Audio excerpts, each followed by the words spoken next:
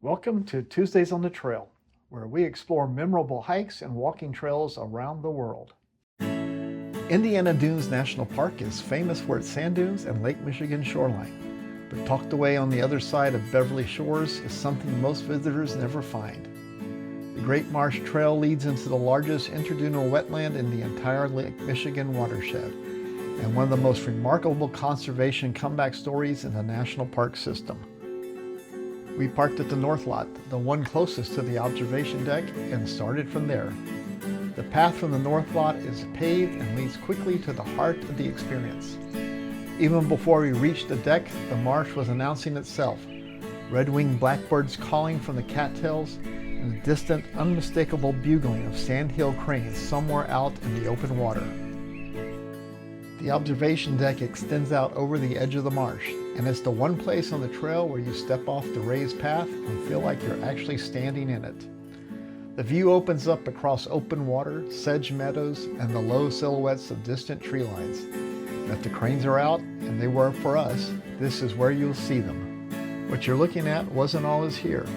For much of the 20th century, this land was drained, dikes cut, waters directed for residential and agricultural use. The Great Marsh, which once stretched 12 miles along the lakeshore, was reduced to a shadow of itself. The National Park Service began restoring this section in 1998. What you're seeing today, the open water, the sedge meadows, the birds, is a result of 25 years of patient recovery. From the observation deck, the trail turns to a natural surface and then reaches a loop back through a wooded interior, a quiet contrast to the open marsh. This section feels enclosed and shaded, a mix of early spring light filtering through bare branches and the first green of the season starting to push up through the forest floor. We spotted northern flickers moving through the trees and swamp sparrows low in the brush along the edge. The whole trail is about a mile, flat from start to finish and very easy underfoot, packed dirt and grass.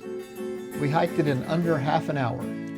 But the trail earns its place not by distance or difficulty, it earns it by what it shows you.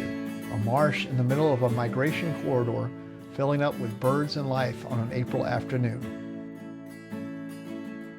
If you're visiting Indiana Dunes, the Great Marsh Trail is worth adding to your day. Plan for an hour, bring binoculars. Come in spring or fall if you can when the birds are moving through. The dunes are the headline, but the marsh is the story you didn't know you were coming to find. If you enjoyed this hike, please like the video and subscribe to the channel for more trail stories and park adventures. You can explore more trails, videos, and travel stories at TezelsOnTheRoad.com. Thanks for joining us. Now let's get back on the trail.